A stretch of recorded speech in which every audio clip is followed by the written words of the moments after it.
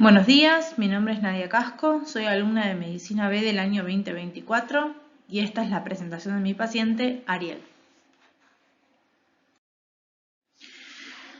Como datos del paciente, es un masculino de 44 años con una cirugía por hernia hiatal en su infancia.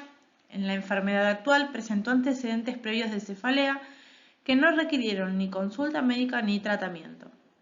El día 10 del 4 presenta un trauma encefálico y cervical en su domicilio, lo que motiva los siguientes síntomas.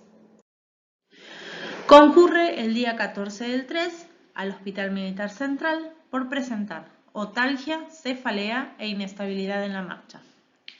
Le comenta al médico tratante este antecedente de traumatismo el día 10 del 3, habían pasado 4 días, pero no le especifica la naturaleza del mismo. Se realiza una interconsulta con otorrino, donde se indica lavado óptico por tapón de cera y analgésicos. El paciente al interrogatorio refiere que este tratamiento tuvo falta de respuesta clínica.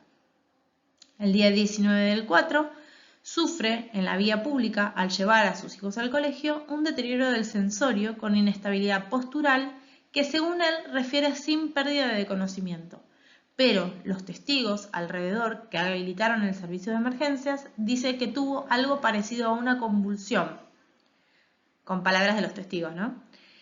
Se habilita el sistema de emergencias, concurre la ambulancia y se lo traslada al Hospital del Cruce. Al Hospital del Cruce ingresa confuso, con una hemiparesia izquierda, pupilas isocóricas reactivas, afásico y con un Glasgow 3 en 15. El médico tratante lo sospecha como meningitis, como primer diagnóstico diferencial, y le hace una punción lumbar, un laboratorio hemocultivo y urocultivo.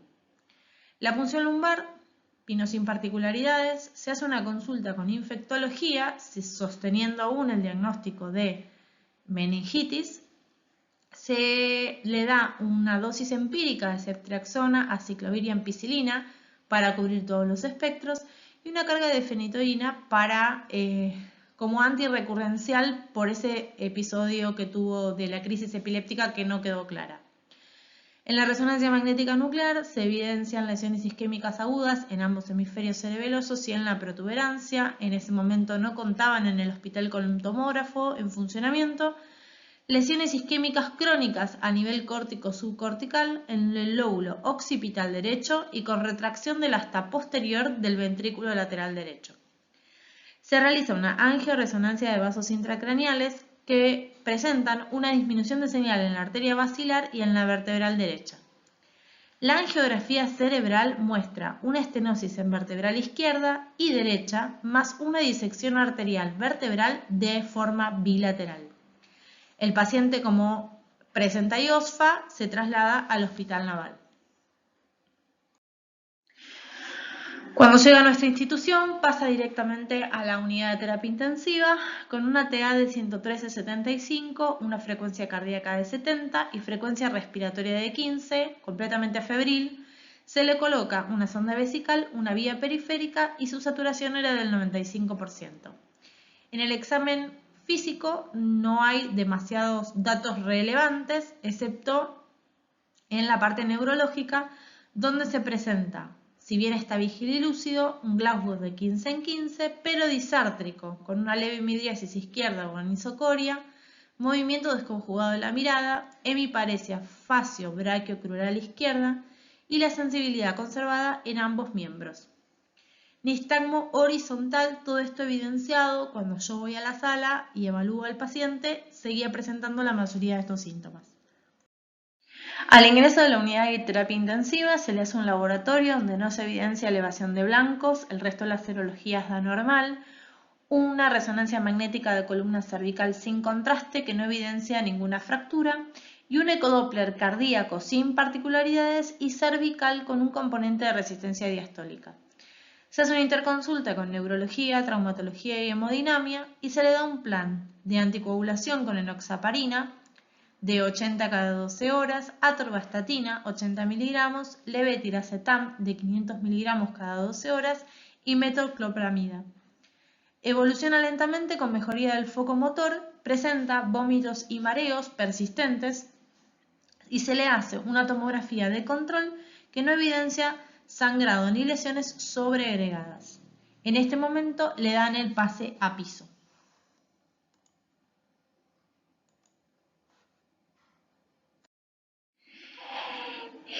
La evolución de piso fue favorable, con mejoría del cuadro de ingreso, y se aguarda procedimiento angiográfico para determinar el tratamiento endovascular. En piso fue justamente donde yo tuve la oportunidad de verlo varios días seguidos. La verdad que la mejoría del foco motor fue evidente. El primer día que yo llegué al piso, el paciente apenas se podía sentar en la cama, no podía estar con los ojos abiertos, porque tenía mucho vértigo y cefalea, y todavía no podía permanecer de pie debido a la hemiparesia que presentaba. Los días posteriores pasaron 1 o 2 semanas en las cuales yo asistí todos los días al piso, se veía una leve mejoría, terminó el último día que yo lo vi antes del alta, que ya caminaba por el pasillo sin ayuda y con los ojos bien abiertos, ya no tenía la cefalea y la verdad que la mejoría fue bastante evidente. Datos sueltos del interrogatorio: vive con su mujer y con sus 2 hijos, tiene una baja de las Fuerzas Armadas, no especificó por qué, y cuando yo le pregunto de qué naturaleza había sido el traumatismo, me informa que jugando con sus hijos se golpea con el apoyabrazos de madera maciza de un sillón, que él decía que era de quebracho, y queda mareado unos 5 minutos. La mujer es auxiliar de enfermería, trabaja de noche, el entorno familiar está muy presente y justamente la verdad que la mujer estaba bastante atenta a los tratamientos y a la administración de la medicación constantemente, y hablaba constantemente con la enfermería. Acá logré entrar al sistema y presentar las imágenes del paciente, donde se ven las zonas. Ahora vamos a hacer un resumen en la epicrisis, pero realmente se ven las zonas de baja irrigación y alteración del parénquima.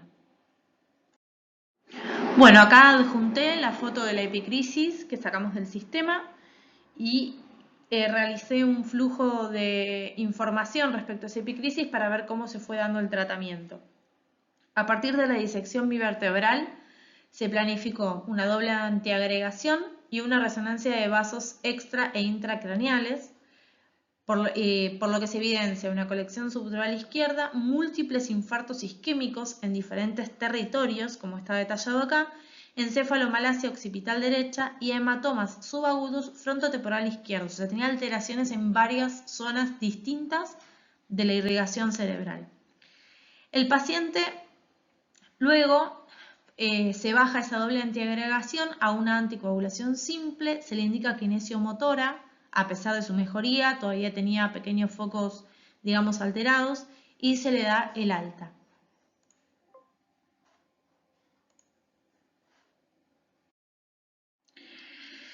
El paciente se va con estas indicaciones al alta: atorvastatina 40 miligramos día, levetiracetam 250 miligramos cada 12 horas, bisacodilo 5 miligramos cada 8 horas, omeprazol 20 miligramos por día, aspirina 100 miligramos por día, paracetamol 1 gramo cada 8 horas y tramadol 50 miligramos cada 12 horas. Se le indica específicamente no conducir automóviles, tener reposo laboral sin una estimación de tiempo y kinesiomotora 3 veces por semana. En total, el paciente estuvo 28 días internado.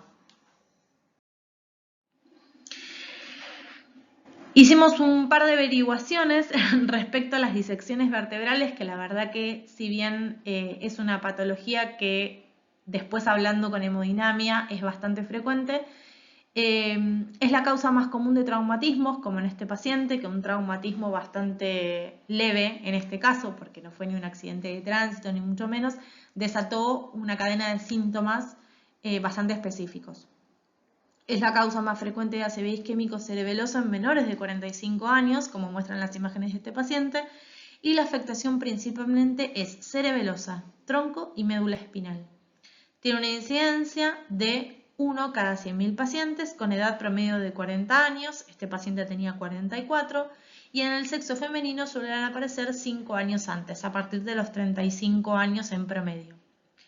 Y en general tiene que ver con un defecto genético en la pared de los vasos.